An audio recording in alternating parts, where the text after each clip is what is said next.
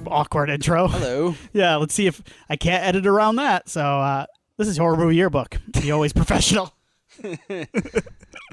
Horror Movie Yearbook. I am Tim. I'm Willie. We are about to go back to 1996 for our back-to-back David Goyer. I know. Wow, man. It feels wrong that we're not capping this off with a Goyer trilogy. But, yeah. What was the movie he directed back in the 2000s? Was it The Unholy? I'll look it up. Or was it The Unborn? The Unborn, I believe, was the. What was the one? This is not the way to start. This is gross. But the one, it was the poster was I can't remember the actress either.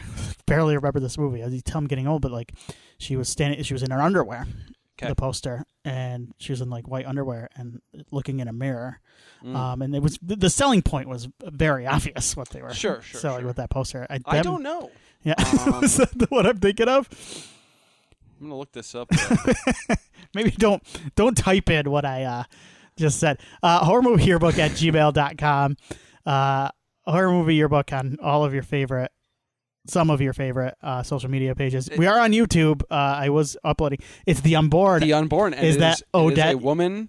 Yasmin? Is that her name? Yep. Mm-hmm. Yep. It's Odette Yasmin. Uh-huh.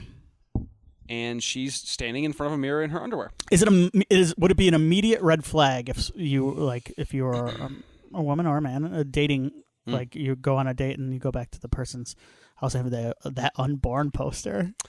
Yes. I don't know.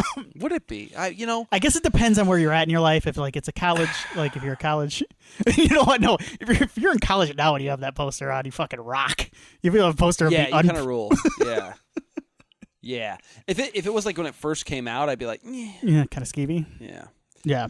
But like maybe they're like they have found a diamond in the rough. Mm-hmm. Yes, a diamond in the Goyer. So we're gonna talk about City of Angels here in a second. We are. Yes, we are. Yeah, David Goyer. Wow. What a career. You want to just get in this time machine? Do we have anything else to talk about? This is the thing. We've been recording super long Tiny Terrors, and so we've run out of stuff to babble about. I know. Oh, don't worry, because we're going to get in the time machine and take a look at some songs and movies. So we're going to hop back to 1996. I was 10 years old. You were 11? Yeah.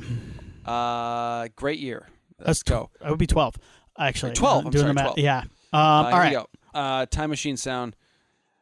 It's kind of a little bit like the motorbike that I like that. Iggy Pop is driving. I don't know what it was, but this is August 30th, 1996, the end of summer. Got to close out the summer blockbuster season in style. I think this was the summer of Twister and Independence Day. I want to say Huge came out movies. this summer. Those were I feel like those were the big movies. Toy Story would have been the year before, I think. Now that I think about it, but yeah, 30 years ago, man. 30. Like the 30th anniversary of Twister just happened. I'm pretty sure, which is fucking crazy. Crazy, yeah. Yeah, no, I mean, like I remember that year pretty well, and it sounds like you've got some choice picks. Yeah, so the songs here are really going to jog your memory, I think. Do we have any sort of movie list as well, or we'll do songs first because then the movies will lead us into. Awesome. I love that. So number 10, Macarena by Los Del Rio. Macarena, that thing blew up. Yeah, and it was like a phenomenon. I think we've done 1996 movies, and I think this song has been on the charts like every time. Well, it was that big. Yes. It was like a cultural phenomenon. It was insane. Mm-hmm. I remember the first year they ever had Dream Cruise in the Metro Detroit area. Yeah. And Macarena played a lot that year. I think it was 96. Yep. Mm-hmm. Yep.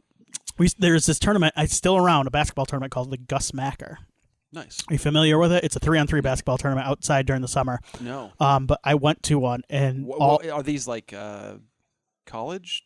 No, it's just like kind of like pickup games. Oh, but it's like a structured tournament. Nice. One time, I played with Joe and my brother, and this is when we were grown adults, and my dad. And this was, I think I was in my mid-20s, and we lost the first couple games. And so it's like a round robin style or a double elimination. Yes. And we Very New Japan. We got together after, and I got so drunk. Like, we all got very drunk after the game. The next morning, we had to play in what's called the toilet bowl, which is the loser's bracket. Oh, my. And I could not, so I threw up, It was right across the street from a church. I threw up in the bushes of a church before the game. And there was at one point, like, I could tell Joe was getting tired, and I'm like, all right, I'll sub in for you. And my dad came over, and he goes, you sit down. Did you win that game? No, we did not. We did not win any games. And the situation I was in, I'm sure that you could see why. But anyway, the reason I brought that up is I would have been playing younger, because I played this when I was a younger kid, and was probably I wasn't as drunk as around this time. But my dad my dad also played in them. And the Macarena, and I feel like Men in Black played over one year, Men in Black or maybe was 2 98? years. Oh, you know what? It would have been Space Jam. I think maybe the Space song. Jam soundtrack. Yeah. Fly Like an Eagle. Yes. The Space Jam song. There's an R. Kelly song on there too, which we can't. Better not talk. A lot of R. Kelly back then. Well, it was originally. No, because Fly Like an Eagle was Seal. Okay. Mm-hmm. Okay. Yep. All right. Number 9, standing outside a broken phone booth with money in my hand by the Primitive Radio Gods. Don't remember this one. I've been downhearted, baby. I've been downhearted, baby. Ever since the day we met. Ever since the day. I don't remember this I feel song. like this is on the Cable Guy soundtrack, but I could be wrong. Okay. I haven't watched that movie in a long time. Yeah, I like that movie a lot. Number 8, Give Me One Reason by Tracy Chapman. Give me one reason. I like Tracy Chapman. I did too. Yeah. Good song. I was happy to see her make a comeback a little bit. Absolutely. Yeah. Yes. Number 7, Forever by Mariah Carey. Yeah. Never was a big Mariah Carey guy, certainly. But I don't remember this one. No, I don't either. My wife would probably know. I mean, I know the Christmas stuff. This feels like it was like she had a big album this year because it had like Fantasy and Always Be My Baby on it. Those were huge.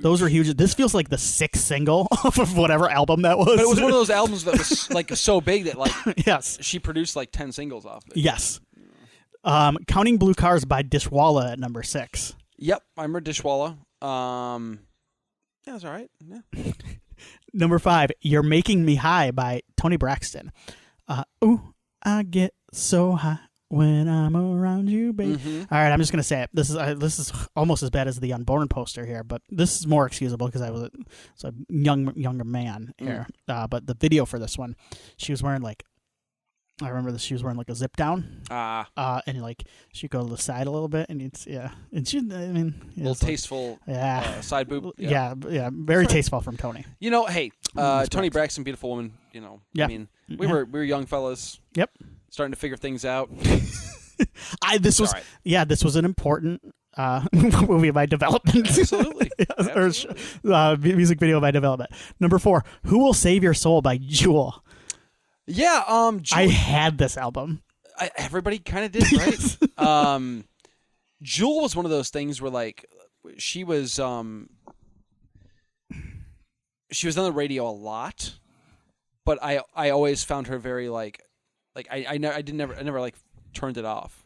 You know what I mean? Like I didn't like seek out Jewel music back then. It was hard to seek out music really at all. But this was the big song off that album, right? Or the first song. one. Yeah. Good song. Jewel's great. Yeah, I like Jewel a lot. Alaska's Own. Yeah, that's right. Number 3, Change the World by Eric Clapton. Yeah. Was this on the what soundtrack was this on? This was another soundtrack. Was this Michael starring John Travolta, or was this Powder? I think it was Michael. Because there were a lot of Michael, the John Travolta movie, has made a comeback in the last month because the Michael Jackson movies come out and people are making jokes like, why is everybody talking about this John Travolta movie again? Oh my God, that's funny. Yeah, let me see if it was. You big Clapton guy. No. Me neither. I got no beef with Clapton, but I'm not. Yeah. Can't sit here and tell you I'm a big Clapton guy. I like the end of Goodfellas. Sure. Yeah. Of course. I've never been a big Clapton. Clapton's like a very like my dad age sort of like hero. Soundtrack. Was this not Change the World not on any soundtrack? I don't think so. I won't be this. I don't like this song. You don't? I don't like this song. No. All right. Number 2, You Learn by Alanis Morissette. You remember this one? You live. This was another. So this was another album. I had this album. This is a great album. Every song on the album was a single. Every song on the album. This was like, I would say this may have been like the 4th or 5th single off of that album. This is a great album. It's Jagged insane. Little Pill. Yeah, it's go back and listen to that. It's still very good. There are not like I hate to be like old man yelling at clouds, but like, and I'm sure that in '96 my parents were probably saying the same thing about the music that was coming out then, but like. There are not albums anymore where like you get that amount, like where it's like you have that many hits on an album. I think there was a Taylor Swift album a year or two There was ago. one not too far back. I don't remember what Taylor album was that. It was that would have been whatever she was touring with, right? Would it have been Eras? Would it have been the Eras? Was Eras an album? I don't know. It was a tour, right? It was a tour. Whatever album came out around that time had a bunch of singles on it. But it's tough though because you still have radios, but music is hard, and it has been to keep track of because everything's so segmented. Like, I don't even know what a single is anymore. I guess it. You know what? I will say this though: music videos have made a nice little comeback on like YouTube. Well, YouTube kind of blew YouTube, back up, and then I have Apple Music, and they have like a section for music videos, and they also have a station dedicated to playing music videos, which is awesome. So it's nice to see music videos make a comeback. I think singles are just kind of like it's whatever song that they're deciding to promote on social media at this point in time. At this point, that's more what it is than like radio play, I think. Yeah, there's radio play, and then there's like X-Men. Usually they'll make a music video for it. They'll make a music video, or it will be the song that pops up on like a Amazon, Spotify, Apple playlist early on. Yeah, they'll throw on like the pop playlist. It's the promoted. Yeah. Mm-hmm. Okay, so we decided that. Yeah, figured it out. And number one song in America, "I Love You Always Forever" by Donna Lewis. It's a nice little. That's a nice little ditty. Yeah, I don't know. I didn't love it at the time. No, that's the number one song. All right. All right, let's get to the movies now. All right, so we're in August, so we're getting into late summer. So this is not. There's only one that I would qualify as like a big one here. But number 10, The Fan, which is the Wesley Snipes Robert De Niro movie. Oh my God! I believe it's Tony Scott directed that. So. I've seen this movie. Yeah. I don't remember much of it. It's not a great movie. It is kind of interesting. I think there was a Patton Oswalt movie that came out called Big Fan. I think that was kind of a better version of this in some ways. Kind of the crazed. The Fred Durst one too was pretty good. Yes. I forgot what that was called. Very similar. Yeah. In some way. Yeah. Wasn't that called The Fan? No. That was a Travolta movie. It was. He has a weird haircut. And he loves Devon Sawa. He's a weird guy. Yeah. It's true. Number 9, Emma, which I believe is like it's a Jane Austen. Jane Austen. Yeah. Number 8, A Very Brady Sequel. All right. This is the Hawaii one? This is the Hawaii one. Yeah. I think these are both funny movies, but it's Gary Cole that is incredible. He's crushing it. Yeah. That first Brady Bunch movie is very funny. This one's fine. This one, it kind of reminds me of where you get like a pretty solid comedy sequel. Yeah. But you kind of knew going in it was not going to be as good as the first. But like you're like, you know what? That was like Wayne's World 2. I feel like is like that for me. Oh, I actually like that. I know a lot of people like Wayne's World 2 better. Ace Ventura was the one that came in my head. That's another one. Like like you knew going in like this is not going to live up to the first one. Yeah. But like you had some chuckles and you'll probably watch it again at some point in time. Yeah. Oh, you know what would be another one is the second Addams Family. Another good example. Yeah. Because not quite as good as the first. Yeah. But like Number 7. So this was, I think, the big one of the summer would have been Independence Day. A huge movie. This may be the movie I watched the most in a theater because I think I saw this like 4 or 5 times in a theater. Like I loved this movie when I was a kid.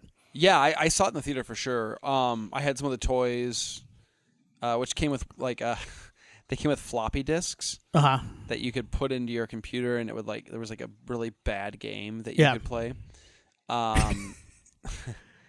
This was like people kind of underestimate or like understate how big of a deal Independence Day was when it came out because like this kind of created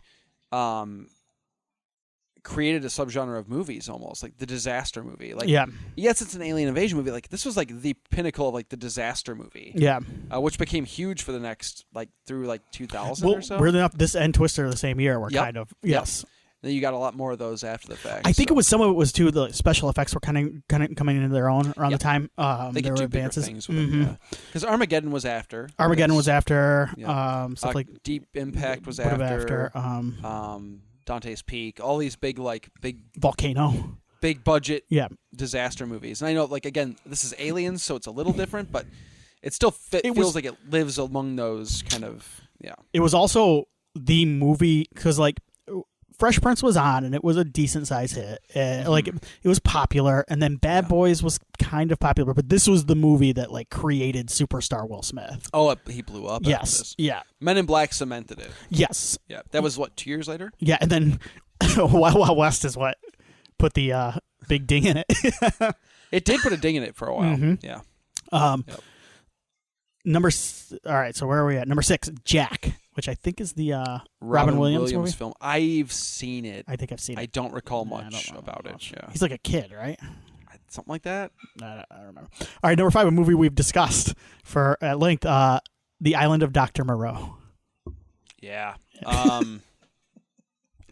Another movie that, much like the movie we're about to talk about, had a lot going on in post-production and production, really. Yeah, this one is a lot going on in all of these stages. No, yeah, it's a movie. Yeah. The stories of the movie behind the scenes are far more interesting than the finished product. Yes. I'll say that. Yeah. Where are we at? Number 4, A Time to Kill. It's a great movie. It is. I'm actually reading a John Grisham book. I like John Grisham. This was directed by this was Schumacher. Yeah. That's directed. Man, he does not get the credit he deserves. Like, I know Batman and Robin, whatever, but, like, God, Schumacher had some freaking awesome movies. Time to Kill is great. Yeah.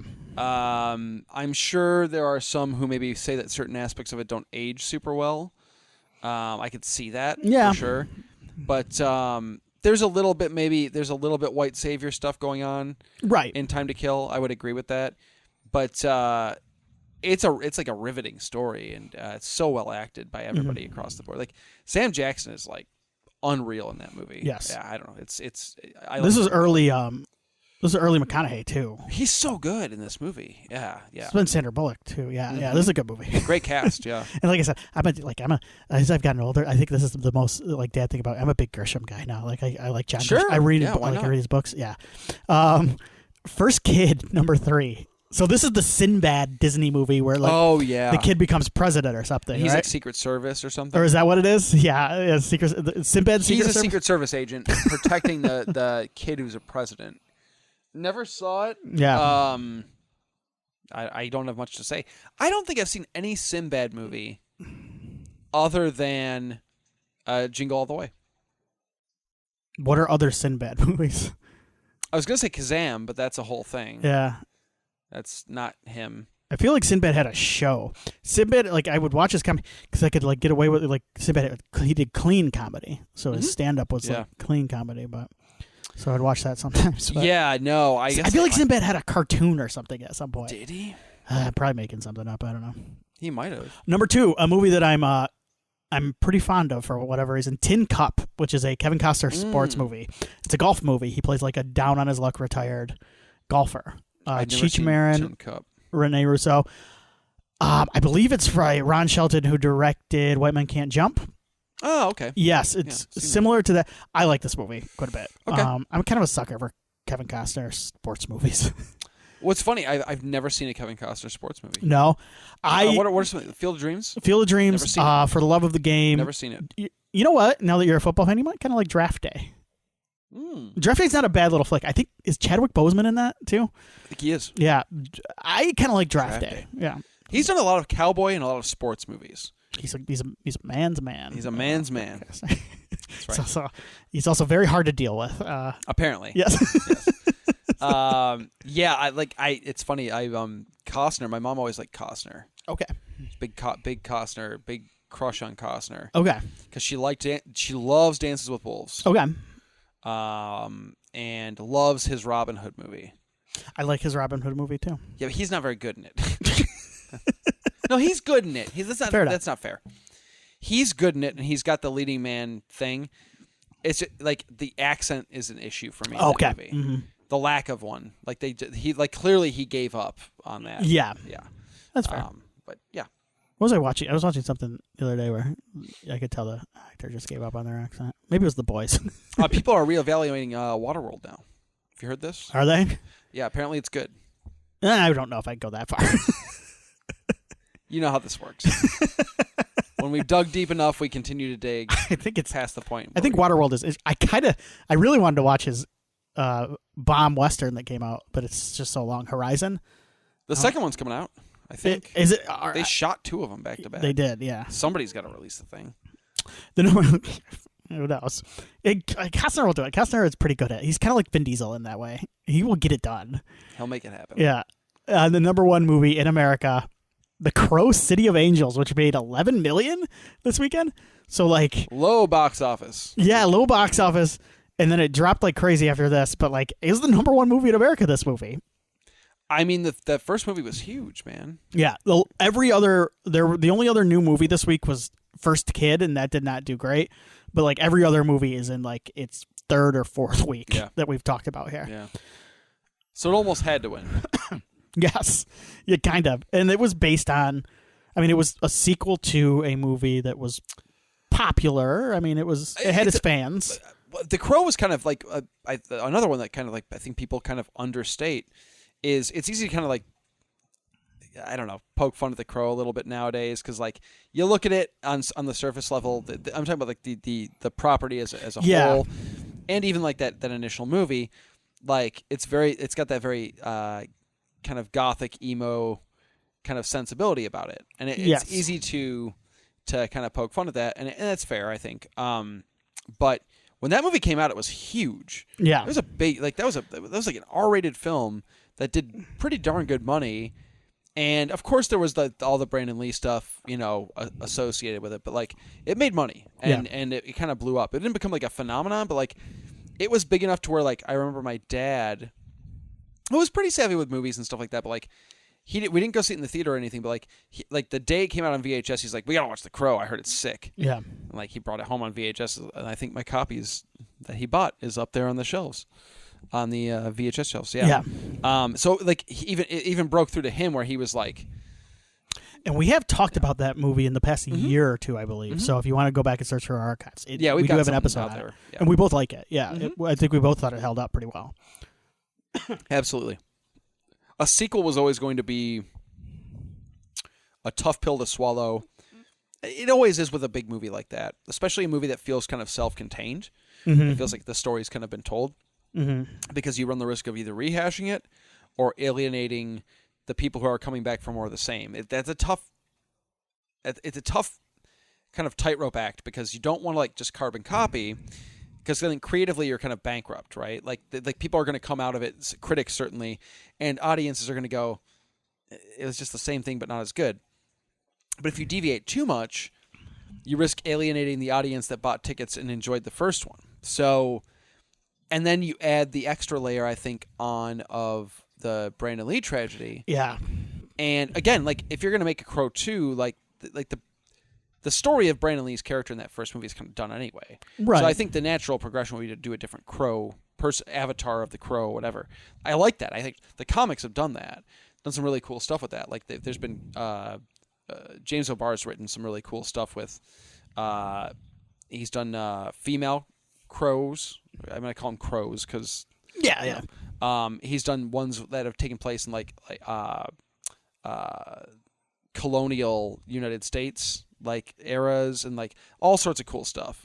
So there's like an avenue you could take with this kind of universe, but doing a sequel to a movie like that with all of the stuff wrapped around what happened with that movie, the question is, I think creatively you're right. That's the best, but like. You got to sell that to a general audience who have to, and that back now I think it'll be easier. I do too. Yeah. Which is weird because like we just got a new Crow movie not that long ago, about a year back. Yes, and I've not seen it. I don't know a lot about it. I have seen I heard it was not very good. It's not great. I thought it was watchable, Okay. but it's probably you know what? Second best Crow movie? That or this. Because the sequels are worse than this, right? I haven't seen it in years. The third one, which is direct-to-video. The third and fourth are direct-to-video. Okay. The third one is Eric Mabius and Kirsten Dunst. Okay. I remember thinking, this is actually pretty good. Okay. It's been a while. It knew what to do within its budget, and it didn't get overly ambitious. It's been since I have a kid. I have seen this one, but it's been since I was a kid. When this came out on video. Yeah. Does it look like a direct-to-video movie, the third one? Yes. Mm-hmm. But it kind of knows the budget it's working with. So, I remember thinking it was not that, was it great? No. But I was like, oh, this is a solid, it feels like a kind of like a pilot episode of a Crow TV show that's, actually pretty done pretty well. Yeah. Sounds like faint praise, but it was all right. That Furlong one is unbelievably bad. That's the fourth one. Does that have Boreanaz in it? Yes. It's Boreanaz and Tara Reid, right? And Dennis Hopper. Okay. It's ungodly bad. So that might be the one that that sticks out, and then it colors the opinion of 3 I have. It's embarrassing, and probably bad. 2. But so I would say to answer, it's probably it's better than that one. The New Crow is better than that one. Good. I hesitate to say it's better than 3, and it's it probably it is, feels a little bit like this one in the sense that I don't know. It's okay. The issue I think I have with the franchise is I'm just not sure it should be a franchise. I don't know why we're doing I'm with this. you. Yeah. They even tried a TV series for a while. There was, I don't know if you remember, there was it was a on TV series. Showtime or some shit. Yeah, Yeah, one of those kind of like alongside Highlander. Yes. Where they were trying to kind of take a property and turn it into a basic cable kind of. It worked with Stargate. Yeah, for sure. Yeah. No, there's some shows it worked with. Yes. I would say. Even Buffy, I guess technically. Sure. Yeah. Yeah. The success rate I would say though was pretty low overall. Yeah. Because even Highlander, it had a run, and it made Adrian Paul into kind of a TV star for a while. But do people look back on the Highlander TV series and go wow? Buffy, yes. Yeah, but Buffy was a lot different than the movie. Buffy's a whole different beast, though. Yeah. Anyway, and Stargate is Stargate is a different thing too, because it's a concept that lends itself very well because you're just to that time of TV. Yeah. Where you could just say oh yeah, they're just gonna jump to a new planet today. Yes. Yeah. Highlander gets crazy, by the way. The Highlander thing. Does it? Have you heard about this? No. It's Christopher Lambert does the movies, right? 3 of them or 4 of them. Yeah. I think 4 movies, and then they did the show. Yeah. And then Adrian Paul does a movie or 2. Oh yeah. Direct-to-video movie. And then Christopher Lambert shows up in a movie with Adrian Paul. They're making a new Highlander movie, right? They are, yes. Okay. I think it's done. It's shooting or done shooting. Who's in it? Cavill. Okay. Sorry. And then Batista is the Kurgan. Okay. Yeah. Okay. And then Russell Crowe is the Sean Connery role. That is actually it's kind of an okay cast. Well, that the Russell Crowe as Sean Connery is kind of perfect in a lot of ways because he's kind of morphing into him. And, yeah, a little bit. Yeah, I love that. Anyway, yes. So the City of Angels. I would not be surprised to find out Russell Crowe punched Stephen Norrington. At some point. Not at all. Not at all. I think quit acting. Yeah. No. But yeah, City of Angels was always going to kind of be a tough act to The Crow is a tough act to follow. City of Angels certainly had a lot to live up to. Yeah. And I think as since we're talking about this, I think that I don't want to judge the finished product as anything but the finished product because that's what we're talking about. But I will say this. I've not seen an extended cut of this or the work print thing that fans threw together or whatever. But I've read a lot of interviews in the last week or so from the people involved, the director, Tim Pope. Yes. The writer, Goyer. Mm-hmm. And some of the cast. And the general consensus was everybody on board was we're cool with doing this, but if we're going to do it, we want it to be different than the first one. Mm-hmm. It can't just be the first one because it's disrespectful to kind of what they did and kind of what Brandon Lee did which I get, and it makes sense. And so everybody kind of went into this with a script and a vision that was, we're doing something different that is kind of paying tribute to the Crow idea and concept without kind of stepping on what was done before. Yeah. including bringing back a lot of the crew from the first movie. They all kind of agreed to do it on that with that agreement, right, or that concept. And then, of course, Miramax, the Weinsteins, yes, took a look at what they had and decided, no, this needs to be the first movie again. And this is not unusual No. for the Weinsteins. I mean, they want to make money like all producers. Yes. I'm not trying to like downplay that.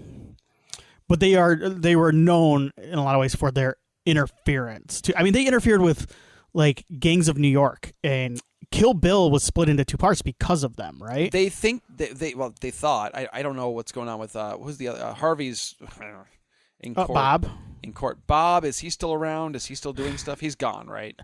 The name is tarnished at this point. I don't know whether Bob or not was I don't know what he was. Harvey was always the one that I always heard was the bigger interferer of the two. Bob just seemed to throw money at stuff. And, right. Yeah. I don't know. Whatever. I don't know the guys. But the problem with Harvey Weinstein is there's a lot. From that stuff. Yes, from a filmmaking standpoint. Yes, what we're talking about here. Yeah, is that Harvey Weinstein fancies himself a director. Right. Wes had run-ins with him a lot of the time. Multiple. I mean, Cursed is the example with Wes Craven, right? Scream had issues because of him. They were going to fire Craven off of Scream 1. That's right, yeah. They saw the dailies from the Drew Barrymore stuff, and they went, he's got to go. Mm-hmm. It was only when he edited together a sequence that they... And we're talking about people right now in Quentin Tarantino, Wes Craven, and Martin Scorsese, who these guys are messing with. Like, they're messing with the cuts of these guys' films. How bad do you think they messed with Tim Pope? Tim Pope. And I'm not. This guy had no chance. Tim Pope. Tim Pope had no chance. Because all of these people had names coming into these movies. Yeah. Yep. And then you add the weight of kind of doing what he was doing, with making a sequel to Crow. Right. The poor guy just, I don't know. Yeah. That's rough stuff. Yeah. Anyway. So what do you think of this movie? Watching it now. I have not. So I'll just say my piece because I'll be short here and then we can get into the plot. Mm. I watched this movie when it came out. I watched all of the Crow movies when I was younger on video. I did not remember much of this, but it did hit me because I was kind of like, did I see this? And then Mia Kirshner shows up immediately, and I'm like, oh god, I do remember this. Right. For whatever, she jogged my memory here. Well, she's an early crush, I think, for me. Yeah. Yes. And so I was watching, and I think it's a gorgeous looking movie. I think it looks great. Yeah. It's the same production guy, right? Mm-hmm. And he's trying to do a different. The aesthetic for the first, I think I watched a lot of interviews and stuff. The aesthetic was rain in the first. Yes. That was the big, and then the aesthetic for this one was smoke. They wanted everything to be smoky and kind of because it's set in LA. Yeah. Mm-hmm. The colors are very yellow. Yes. There's a yellowish tint to everything, which is pollution. Weird. Well, talk about the similarities with Blade 2 in a lot of ways, but Blade 2 is kind of a yellowish looking movie at times too. In a lot of shots, yeah. I wonder if Guillermo's just a big fan of Crow City of Angels. City of Angels. Yeah. This is a watchable movie, given in its current cut. It's not a good movie though. It is cut to the bone and it's too slight. I think we talked about this off air. 15 to 20 minutes actually may have helped this movie, and I'm usually not a proponent for. I was just gonna say you are the ultimate proponent of let's get to the point, which I get. There's a. But this movie's 77 minutes. I'm saying I think we could pump this up to 90 minutes and it would be helpful. There's that pay-per-view cut that floats around. I think it's on the internet. It's about an hour and 40. I'd be curious to see that. I just did not. I was not in the mood to watch more of this movie after seeing it. So I don't think it's very good movie. I do think it's watchable. There's some stuff. There's something we had. I don't like blanking on the main actor's name right now. Vincent Perez. I haven't seen him in much else. He was up and coming at this point in time. He was a French actor, right? Yeah, he was big with. He did a Gerald Depardieu movie, and he came over here. He's not good in this, and I don't necessarily put it all on him. Yeah. I just don't think what we got. I don't even know how to judge it because I don't know what they were going for in making the movie with the finished product we're watching. So Agreed. I just, unfortunately though, from what I am able to see, I just don't like his interpretation of the Crow. And I think it sinks the movie. I also think the bad guys, as fun as they are, pale a little bit in comparison, and they do feel like, and that's the thing, is that's kind of how this whole movie comes across, is it feels like a pale imitation of the better movie in a lot of ways. That only came out, a couple years before this? Mm-hmm. Yeah. So it's one of those things where like I just kind of look at it, and I look at all of these movies in the Crow franchise, and I'm like, why did we do this? Why do we keep doing this, apparently? Oh, yeah. Give it another 10 years, there'll be another Crow movie. Yeah. And maybe it'll be, and I wish them well. I hope that they make a good one, but yeah, I just don't. It never seems to they never seem to catch on either. Yeah. So I don't know. What do you think about this go around? You had seen it before. You said, yeah. Yeah, this is one of those weird movies where like I try to watch it every couple years in hopes that it'll be better. I don't know why. I like that first movie a lot. And what's funny is the first movie was cut to ribbons too. Like they made it work. Yeah. And I'm not even talking about Brandon Lee's death. It was like they cut stuff they shot, subplots and things like that. That they had shot for that first movie, they cut them out to make the movie more kind of expedient. And in that case, they made it work. In this one, it's to the detriment of the movie. What do I like about the movie? The soundtrack. I like the soundtrack. Oh, it is good. Yeah. Solid soundtrack. Is it as good as the first? I don't know. I think it's a good soundtrack. You know what? And I'll say this, that's an important aspect of a Crow movie. I think if you're someone out there right now who's like, I want to make a Crow movie, let's start with the soundtrack, guys. It's part of it. When you're writing this script, you should be listening to music that you think should be part of that. Yeah, I agree. There's a bit when that Filter song kicks in when he's like driving his motorcycle. I'm like, yeah, let's go. And then it's not very good after that. But in that moment, I'm like, shh, it's yellow and smoky. Let's roll. Iggy Pop's awesome. I love Iggy Pop. Yeah. He's having a blast here. Makes me wish that we got more Iggy Pop performances, just in general. But he's a lot of fun. Other than that, I like the aesthetic. We talked about that a little bit. I like that it differentiates itself from the first movie. Maybe the only way this movie differentiates itself from the first movie is the aesthetic. The Day of the Dead stuff is cool, and the look and the vibe. I like all of that. I'm a sucker for the Day of the Dead. For sure. Yeah. It's a cool... Even that Bond movie that's not very good, the Daniel Craig one, has a Day of the Dead scene. I'm like, it does. Yeah. Yes. Candyman, I think one of those has... Yeah.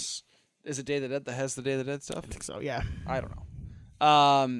I like that whole thing. It just doesn't really amount to much. It doesn't really add that much to whatever's going on. And maybe there's a cut where it does. Yeah. Other than that, it's just a movie that kind of exists, and it's, like you said, watchable is a very fair way to kind of describe this movie. I never felt any sort of, in a movie that should feel very emotional and very cathartic in a lot of ways, given the subject matter and the idea of revenge and kind of what happened to this character, you never really feel a lot in this movie at any point. Yeah. I don't think I did it. There's maybe one point, funny enough, and it's an Iggy Pop scene, where I was like, oh, this kind of works for me. Like, on an emotional level, I like this. Other than that, you're kind of like, you feel like you're going through the motions a little bit. Like, even like it sounds horrible. Like, him and his son being killed, you're kind of like, oh, okay, let's kill the son. They're going to kill him.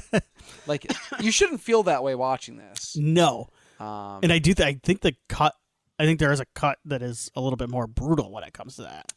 And maybe that would help. Like, as nasty as that sounds, maybe it would help. But like, we never get to spend much time with what is the Ash is the Crow character, right? Yeah. We never get to spend much time with Ash. Yes. It's doing anything but revenge stuff. He's either doing revenge, yes, or he's having like a 3-second flashback that's repeated multiple times. It's the same flashback. Yeah. Or he's kind of flirting with Mia Kirshner, Sarah. Yeah, kind of. Not flirting, but like kind of like connecting with. But like all of it's so half baked that it's kind of like nothing. I feel no connection to that character. All right, let's get into this because there's some stuff I want to touch on as we go through here. That you are right, and like, all right. In Los Angeles, drug kingpin Judah Earl has mechanic Ash Corvin and his 8-year-old son Danny murdered after they witness a gang of Judah's henchmen murdering a fellow drug dealer, with his gang dumping Ash and Danny's body into the harbor.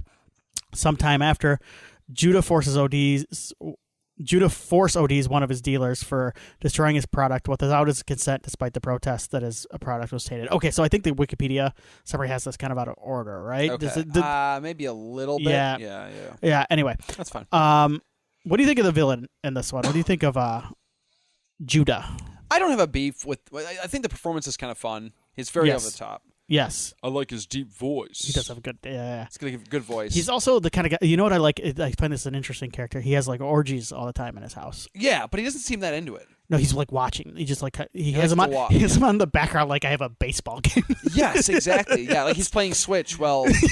Yeah. He's doing dishes while people are leading each other around and, like, occasionally he's like... He's like crazy. What's the score over there? Interesting. Who's getting double teamed now? Yeah, right? Yeah. Where's that tail coming out of? The performance is all right. And you know, like, again, it's different enough from, like, Top Dollar in that first movie where I'm like, cool, okay. Yeah. Like, he's another drug kingpin. He's another kind of, like, shady guy who's living up in the tower, and he's kind of got these henchmen. All that is kind of by the numbers that, like, when you compare it to the first. But he's unique enough, I guess, to... He's fine. He's fine as a villain. Okay. Yeah. Another one that I think is affected. I think every single character in this, outside of Thomas Jane and Iggy Pop, is affected by this thing being just cut to shreds. Mm-hmm. The now adult Sarah Moore works in a tattoo parlor by day and paints surreal images of death and resurrection in her apartment at night. I mean, I guess. Yeah. I don't know. Okay. Can I say something about Sarah real quick? Yeah, just absolutely. so we have a chance here. Mia Kirshner, love her. Yes. I do think she's pretty good in the movie. I do too, yeah. Doesn't have a lot to do. Kind of shows up, goes, hey, you're the Crow now, go kill these guys, paints his face, disappears for most of the movie, gets kidnapped, runs into a knife, and dies. That's basically what she does in the movie. Yes. So she feels a little wasted for being, like, the female lead of the movie. She's also the girl from the first movie, right? Yes. Yeah. And I think, again, that's a gripe for me because we don't really get a picture of kind of what she's been through since that first movie. We imagine it's probably not great. I think she mentions leaving Detroit because she had to get the hell out of there kind of thing. Yeah. That's about all you get. She still has the cat from the first movie, which is fun. Yeah. Another returning character. How old is that cat then? I don't know. It's an old-ass cat. Yeah. Anyway, but she, the kid in the first one, the kid who plays Sarah, there's a spunkiness to her and kind of a fight to her. Like like when she gets kind of kidnapped at the end, if I remember right, like she's like trying to bite dudes and like, I don't get any of that. She doesn't feel like the same character to me. Now, again, people can change, and maybe the shit that she's been through between The Crow and this movie has made her a little bit cold to... She's a bit of a tomboy in the first one, too, isn't she? Yes, and she's very, like, ethereal and kind of fairy-like in this movie. It doesn't feel like the same character. No, it doesn't. I'm not saying that evolution could not happen with a human being, but we get nothing. We don't get the time. You're right, because we're we don't know how long it's been. Yeah, and she disappears for like 20 or 30 minutes of this movie, and that's the thing is we don't get enough time with either of the two main characters to know what makes them tick. We're too busy killing people. Yes. So yeah. So she is haunted by disturbing dreams about Ash and Danny. After a day's work in the tattoo parlor, Sarah is visited in her apartment by a large crow as she contemplates a ring that Eric Draven gave her. It's Draven, right? Draven. The ring returns, yes. So Sarah was going to be... David Goyer wanted Sarah to be the crow, right? he had written a version of this? Yes, that was the initial plan, yes. She was going to be the new, which in concept is cool. Yeah. I'm kind of sad because, like, again, like, this is a character from the first one. She's like, you hope that she'd have a better life after I think the last time we see her in the first one, isn't it like her mom, like, cleaned up and making her omelets and shit? Yeah. So you're like, oh, good, she's got a chance. And now, like, obviously that didn't work out, but yeah. No, she's just kind of hanging out in a tattoo parlor. Yeah. According to IMDb, Tori Amos was originally considered for the role of Sarah. I can kind of see that. Mia Kirshner has been in a lot of stuff. The L Word, she was on the L Word for a while. She's in one of the new Star Treks Discovery. She plays Spock's mom. She's kind of cool. She's good in that, but yeah, she was in. I mean, not another teen movie. Remember that one, Black Dahlia? Oh yeah. She was number 43 on the Maxim Hot 100 in 2002. Of course she was. Congratulations, Mia. I'm sure that's framed. My father had a subscription to Maxim. I used to work at a ABC warehouse, and they had Maxim at the car audio place always had just a Maxim, or no, the break room. Oh, that's what it was. You go in the break room, there's just a Maxim out there. Nice.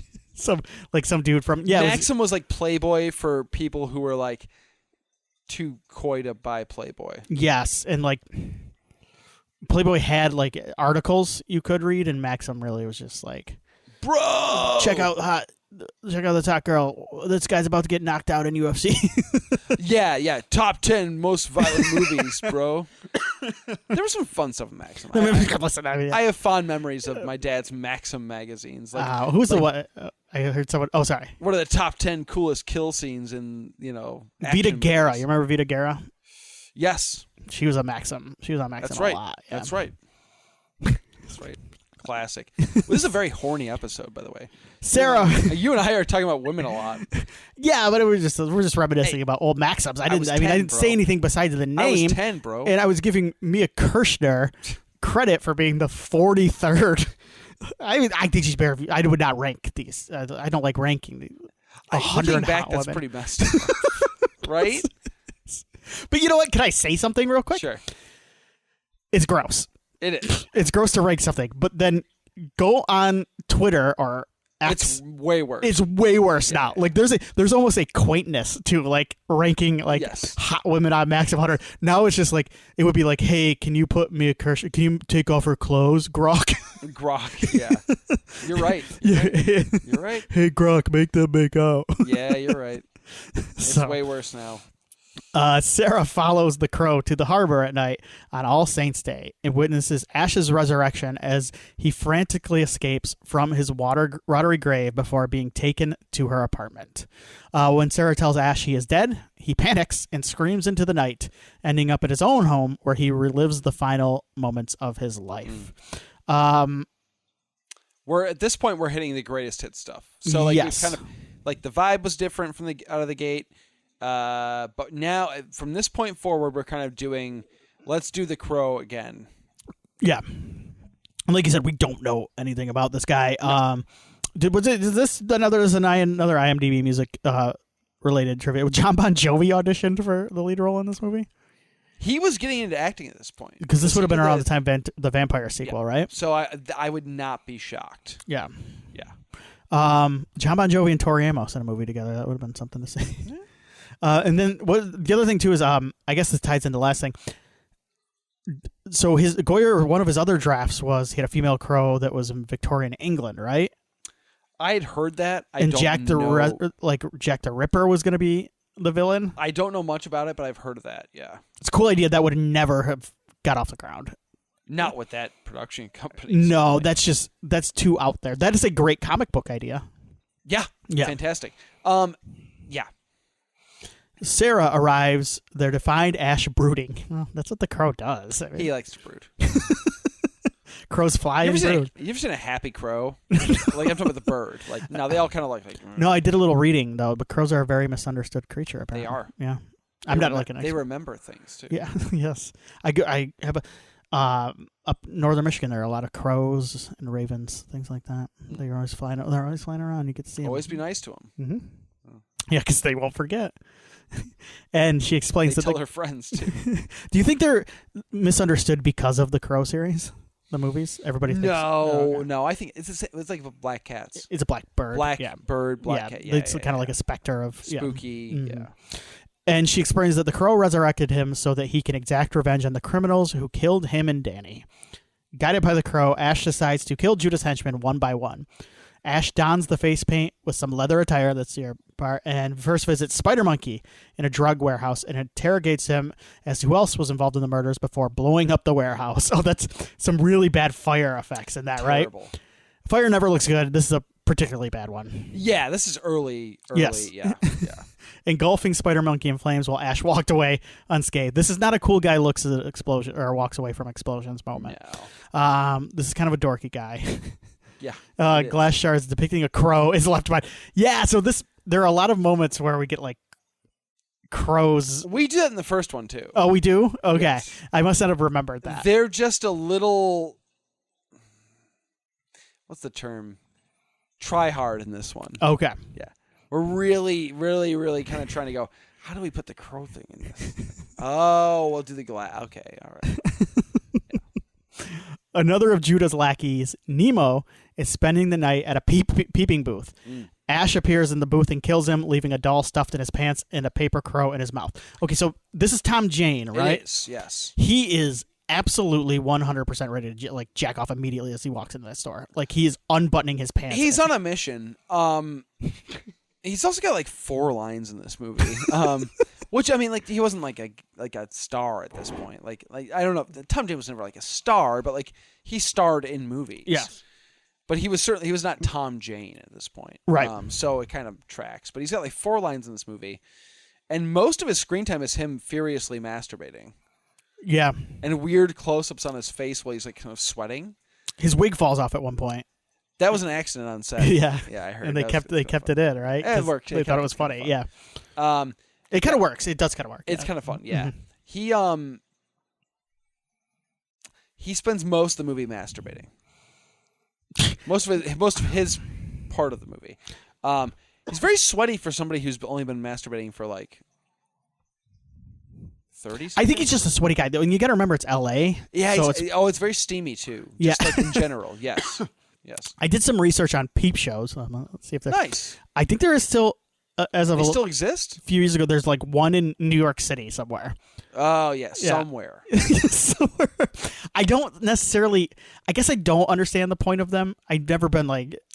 I think the idea is it's like. My assumption is it's like going to like a gentleman's club, like a strip club. Okay. I think like I guess it's kind of like but you can. So then, unlike a strip club, you can do your business because you're in some sort of private like room. Yeah. Okay. It feels honestly like you know what it is. It's kind of like the modern like webcam.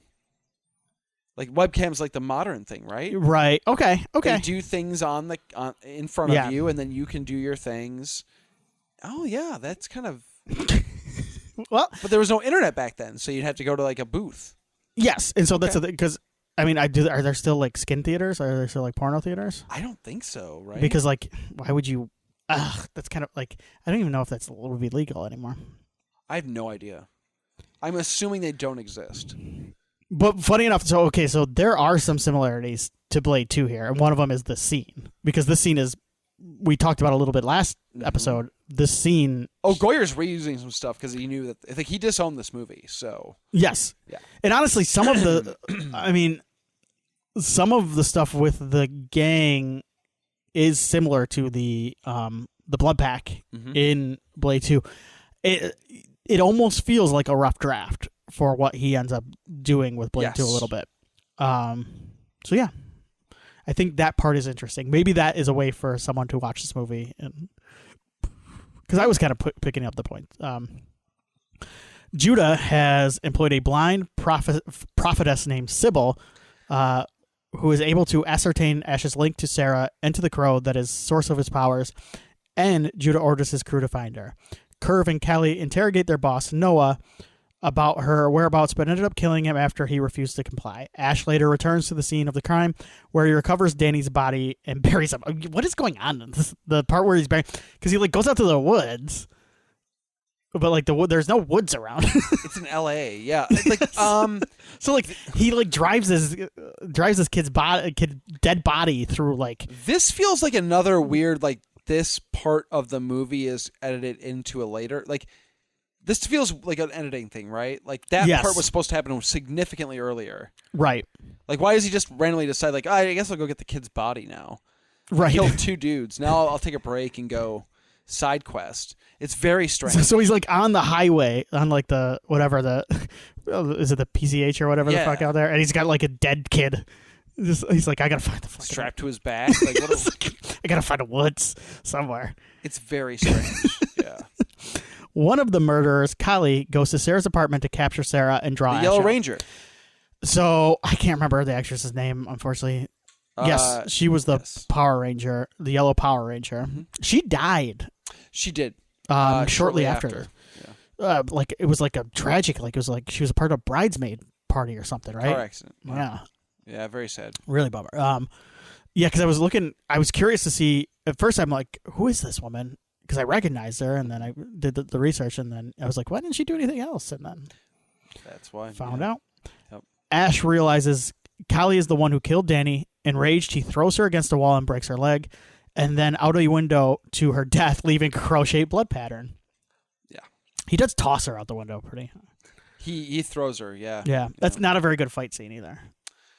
No, that was yeah. Mm-hmm. She's a good martial artist. So it's kind of unfortunate. Yeah. Ash then pursues Judah's right-hand hand, Curve. All right. Curve. In a motorcycle chase. Ash shoots Curve's motorcycle, which blows up and throws Curve onto the road. This is the one scene that kind of works for me. And again, I don't know if it's because I'm an Iggy Pop guy. Like I love that I have an affinity for Iggy Pop in general. Yeah. I love Iggy Pop. I love his music. I love the Stooges. He's a Michigan boy. Yeah. Born in Muskegon, Ypsilanti, Ann Arbor. He's been all around. Yep. Yeah. My all-time favorite pet ever in my life, and probably always will be. I love you too, buddy. My black cat's over here. Yeah. Was named Iggy Pop. I didn't name him, but like he was named after Iggy Pop, and so I've got but again. For me, the scene that works the best is when he's kind of blown Curve off the bike, and he like tells him the little tale about the river Styx and like the riverboat. Yeah. And he puts the coin in his mouth and like kind of it kind of works for me. No, I think it's cool. This is pretty good stuff. Yeah, yes. There's a weird like kind of it's like he kills the guy. Like the guy's gonna die. Like or if he's not dead already, he's like taking his last breaths. But there's this moment of almost like. And actually, Perez is pretty good in this scene where he's almost forgiving him. Like, yeah, like, I got my vengeance. Like, best of luck. Like, sorry it had to happen, but you had to go. Like, it's a very interesting bit. It's that supernatural kind of religious element that it kind of where he's like sending him off, even though he did what he had to do. He fulfilled his duty. Mm-hmm. He has no regrets of killing him, but he's like, I'll make sure you're. Mm-hmm. Yeah, I wish there was more of that stuff here. And it fits in with the Day of the Dead stuff a little bit too. Like there's like the kind of celebration of the afterlife. Yeah, almost like the death. This is not the end. You are even for you, who's like this horrible person. Mm-hmm. Like I like all that stuff. Like I wish there was more of it. It honestly scene works on a more visceral and like on a less. The motorcycle chase is pretty good. Yeah. That whole sequence works. Mm-hmm. Yeah.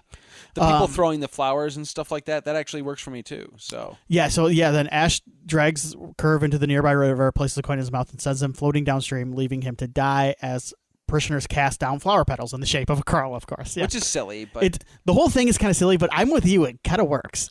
It kind of works. Mm-hmm. Yeah. Iggy Pop did appear in some movies and shows. I remember him from he popped up in old Pete and Pete. You remember Pete and Pete? I do. Yes. Like Pete and Pete. He was in Dead Man. He was in Dead Man. Johnny Depp. Yes. Interesting. He did a couple Jim Jarmusch movies. Yes. Oh, he's in Tank Girl around this time. He was. Yes. Yeah. Tank Girl. What a movie. Wasn't there a character in The Crow? Isn't that one part of the trivia was based on Iggy Pop? Yes. Not this one. Fun Boy was based on Iggy Pop in the original comic book. Okay. Because James O'Barr is from Michigan as well. So, oh, yep. And they reached out to Iggy Pop to play Fun Boy, but he was touring, so they kind of brought him in for this one because of that. Yeah. During the Day of the Dead festival, Judah captures the crow and impales its wings before killing it. He then ingests the crow's blood, sealing Ash's power. Suddenly mortal, Ash nearly dies from the shock, but is revived after seeing a vision of Danny telling him to keep fighting. Ash attempts to rescue Sarah by seeking out Judah in his lair, an abandoned church. Judah overpowers the weakened Ash in an ensuing fight, tying a rope around him and savagely whipping him, intending to hang him. Just after a Deftones concert. So yeah, this is the Day of the Dead concert.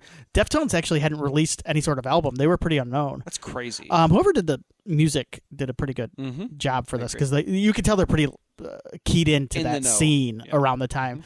Hole, White Zombie, PJ Harvey, Korn, Filter. Yep. It's a pretty good soundtrack. Solid soundtrack. Especially around that time. Yep. Those are pretty good, pretty big gets. Sybil releases Sarah from her bonds, allowing Sarah to escape as she rushes up and stabs Judah in the forehead, causing Judah to drop Ash.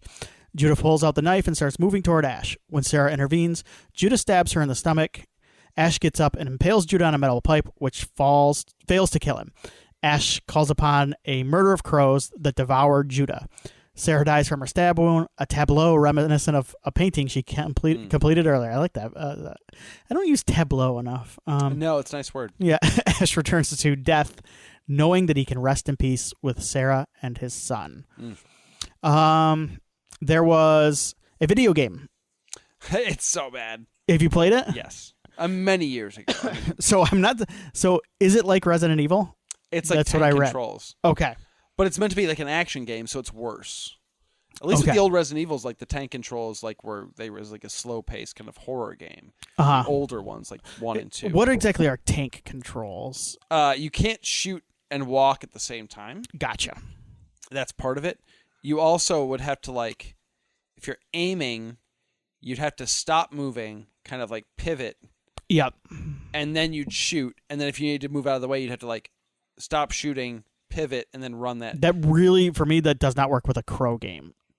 Oh no, this game's awful. No, it's bad. I rented it from my local video store and played it for maybe an hour and a half, and went, I'm just gonna. It was due like 3 days later, and I was like, put it right in the case, and went, we're good. Like I didn't like normally you like milk as much as you could out of your rentals. For that one, I was like, no. Yeah. It's bad. It's bad. It's awful. Kind of a bummer. This is the only crow game we ever got. I almost think the crow could work as even like a 2D style, like one of the, like I'm thinking like a what's the Turtles one that just came out? Shredder's Revenge. Maybe a crow game, like a beat 'em up style. Beat 'em up. You could do that. Yeah. I always thought Crow would be cool as like an Assassin's Creed style thing. Oh, okay. A smaller open world where you got kind of a city or whatever. Yeah. And you've got certain targets you got to get revenge on, and you can control the crow to fly in and like do recon for you, and then do he comes different back styles to of missions too. Maybe like a straightforward action. Interrogate somebody to find the location of this person. Stealth mission. Yep. Yeah. Each boss or each major sequence would be one of the people that were responsible for your death. Yeah. That's not bad. You could do some cool shit with it. Yeah, I think the crow lends itself pretty well to like a video game. It could be interesting. I don't. Yeah. Maybe that's the route forward. Although video games are so expensive to make, I don't like a game like that would. Licensed games. The cat or the cat is just running up and down the stairs like the cat just barreled. He's done that 3 times since we started. He's pumped about us talking about the crow. He is. So that's the movie. Anywho, that's the movie. Yeah. Not great. No, it's not. The meddling is a bummer. I do, again, the finished product is the finished product. The Crow City of Angels as a finished film, it's not a good movie. There is a cut if you search Google. Someone did a fan cut, I believe is what it is. And it's on a weird website, so I hesitate to like say go watch it. I wasn't like super Proceed with caution. Yeah. It's called, I think if you type in pay-per-view cut or work print cut, it'll pop it up. Because the story is, when I say pay-per-view cut, the story, and you can help me here, is after the movie was released, in between, I think, video and the theater, it was on pay-per-view, which is essentially kind of like what premium streaming is now, where you paid like more money. They released it accidentally with the story is that a different cut. 20, 30 minutes of extra footage. And the VHS had like 10 minutes of extra footage. Yes. and was labeled as a director's cut, but that was just like a marketing thing that the Weinsteins kind of... They did to screw over Pope. Yeah. Yeah. Because they fucked with Pope after. Yes, they didn't like him. Yes. Or they just got a weird like power fetish thing, which is honestly probably more the case. There was a work print at some point that was like 160 minutes, which is crazy. Yes. And obviously they weren't going to... Work prints are work prints. Yeah, that's... Yeah. Work print gets thrown around like sometimes where it's like, oh, I want to see the work print. I'm like, you don't though. Like, no, it's with a lot of movies that gets thrown around. It's like asking to see a writer's rough draft. It's not. You don't want to read that. Like, no, it's not. More does not equal better. No. And I think it gets. I think in some ways it gets misunderstood when like you're like, yeah, there's a 160-minute cut of this movie lying around. It's not a cut. It's not a cut. Like you haven't cut it yet. No. It's a finished story. Yes, but it's not at all like ready for consumption. Yeah. So again, we'll never see this. I mean, there will never be enough demand to see any sort of actual finish. Even like a boutique, maybe.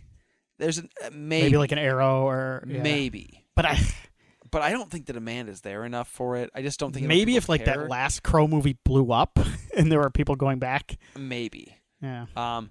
But again, there's a lot of cut stuff from that first Crow film, and no one's ever really put together any sort of polished version of the stuff that was cut from that. So, it's too bad that it didn't. In some ways, it's too bad because I think that the original vision of this and kind of I've seen the alternate ending, and I've kind of seen where they were going with it, and I do think there is certain aspects like. Doesn't matter what cut you watch. There's certain things that are going to be a little bit derivative of that first film, because the nature of the kind of the formula of this is what it is. It's character is wronged, gets brought back by a crow, paints his face, goes and kills people. Ultimately, there's a formula, but I do think that there was an attempt at least to try and make it a little different, and it's too bad we didn't get that. But maybe it's for the best because like ultimately. I don't think that this needed to be a series at all. And I think you said that earlier. Maybe this didn't need to, maybe it's best to be left where it is and kind of let it. Give me a video game sounds like fun. Yeah. We'll do that. Let's do that. More comics. I don't know. Something like that. It exists. It's not like the worst thing you're ever going to see, but is it very good? No, it's not very good. Blade 2's better. If you watch one Goyer Part 2, and apparently Crow 3 might be better? I'm not going to... Okay. Again, that it's been... Dude, it was like... I had no desire to continue on, but... 2004 or 5 or something I saw that movie, so I'm not going to... Yeah. So there we go. That's our Crow City of Angels. Yes. All right. So it is... Our next episode, you and I decide Memorial Day is the start of summer. Summer series time. Yep, we're going to do a summer series. We're doing it. We are going to do something, and we haven't decided exactly. We haven't nailed down quite the format of it yet. Yeah, but it is going to be. We've decided killer animals. Animals attack. Animals run amok. Yes. And we're going to figure it out. We're not going to do. There is one thing we've decided. We're not going to do multiple of one animal. We're not going to do like 2 shark movies. Every film must feature a different type species of animal. Yes. All of them. Yes. And we're going to alternate picks. So either Willie or I will pick the first movie, and then who didn't pick the first movie will pick the second movie. Yes. And we'll probably end up with, we'll probably go 5 or 6. 6, I think will get us through summer. Yeah. And then I think we'll be in the fall, and then we're going to be gearing up for old Crystal Lake at some point. Man. Yeah. I know. So, it's crazy, man. Summer's going to be here and gone before you know it. I know it's going to be, but I'm really excited. I want to watch Animals Attack. It's a fun subgenre. It is, and for some reason it's a good summer watch because it's big, goofy, fun. I like it because it's a skeevy subgenre in a certain way, but it doesn't feel dirty. Yeah, it's skeevy but without being dirty. You know what I mean? So we haven't nailed down a movie, I guess, to announce. No, not yet. Maybe we'll figure something out. I do have a couple in mind. Okay. So we'll just drop the episode. You're going to find out when you find out. It'll be a surprise. It'll be a surprise, much like the people being attacked by the animal are surprised. Because no one's expecting. So you want to pick the first one? It doesn't matter. Okay. We'll figure it out. All right. We'll talk about it.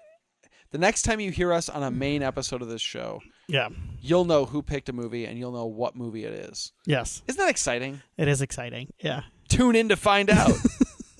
All right, everybody. Stay safe.